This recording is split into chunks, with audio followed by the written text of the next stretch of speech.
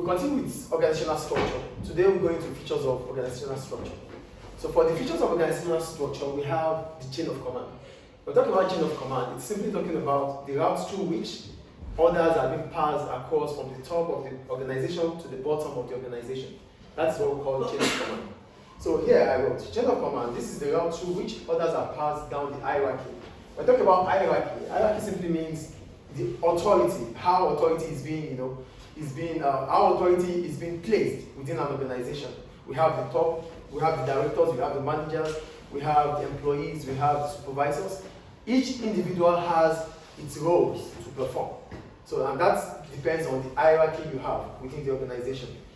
So, for the chain of command, it means information is passed downward, which is from the top to the bottom, or upward, from the bottom to the top. Then we have the type of chain of command. We have short chain of command, and we have long chain command. We have short chain and long chain. So the focus is on short chain. For short chain, it means it has a wider span of control. I want to talk about a wider span of control. What does span of control simply mean? Span of control simply means the numbers of subordinates under a manager. The number of subordinates under a manager. So that means you have a manager and you have a lot of people working under the manager. So that means the manager is responsible and accountable to a lot of people. So the numbers of people the manager is accountable to are the span of control. Do we understand span of control here? Yes. Good. So this is a typical short chain of command. We have the top there, he is answerable to this, and this one is answerable to this. So this is a wide span of control. So the point about a short chain of command is that the managers are less remote to the subordinates. They are closer. They are closer to each other. So this is closer to this, and this is closer to this. Did you get the point I'm making here? So the span of control is wider because 1 for 3, 1 for all. So it means the numbers of people under each manager might be so much, but they are less remote to each other. They are closer to each other. That's why we call it a short chain command, a short chain of command, and a wider span of control. Please tell him to put his head up. So here, the span of control is the total number of subordinates under a manager. That's what we call span of control. Then what are the benefits of a short chain? The first one, communication is faster and quicker. Because the numbers of people within the organization, based on the hierarchy, is not much. So that means information can pass across easily and quicker. So communication is easier at this point because those in charge are less remote to each other. They are not far away from each other. Do you get the first point I'm making here?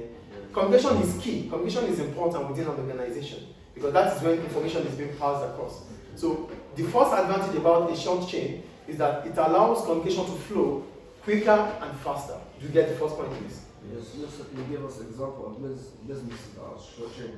Well, there are a lot of businesses. It depends. I wouldn't know inside anyway. But based on how the school looks, the school is using a short chain of command based on what we saw yesterday. It has a manager, then it has a principal, we have the academic director who has a lot of people under it, we have the finance director which has a lot of people under it. That is short chain. So it only depends on how the organization is structured. But the point is, it depends on how big or small the organization is. How can you measure it to know if it's short or not? That depends on the numbers of managers you have. So if you are having maybe 3 managers within an organization, definitely it's going to be a short chain of command. But if you are having like 10 or 11 managers, or directors, if you are having directors, can you just stop that please? If you are having directors and you have managers, supervisors, then that could be a long chain of command. So it depends on the numbers of managers you have and the numbers of directors directors which are controlling the managers. Do you get it? Do you answer your question? Yes. Okay. Then the second advantage is that managers are less remote from subordinates. It means managers are closer to the subordinates, which is also something good because you can as well see your managers at any point in time. The last one, employees may be motivated as they can keep in touch with their managers. Sometimes when employees are far away or remote from managers, that means they cannot easily see their manager. So whatever they have in mind to say to the manager, the manager is not always available. So that could demotivate them. Do you get what I'm making here? You have some suggestions, but you cannot always find your manager available. So that will demotivate you. But because it's a short chain of command, it means your manager is always going to be available and you can always express yourself. So that would motivate you anyway. Do you understand short chain here? Yes. So now, what are the problems about short chain? The first one, upward communication might be too slow, as employees might only be opportune to give feedback. You know, there's downward communication and upward communication. So most of the time, because the manager, the subordinates under the manager, the subordinates might not be able to give my suggestion. The only thing they will do is to give feedback. Get the job done. The manager says you should get the job done, and that's all. So it means most of the time you might not be able to give a suggestion or to observation, to observe, to give your opinion about things, because you just have to do what the manager says you should do. Get the point here? The manager has a lot of people he is responsible for. So it means he might not have that time to really listen to you. The manager has maybe 20 people that he's working for or under him or her. So how can he always listen to you? Do you get the point here? So most of the time, passing information upward might be difficult when it comes to short chain, because the manager is answerable to a lot of people. Do you get the point here? As a result of that, workers might be demotivated, because the only thing they could give is feedback, not suggestion. Yes.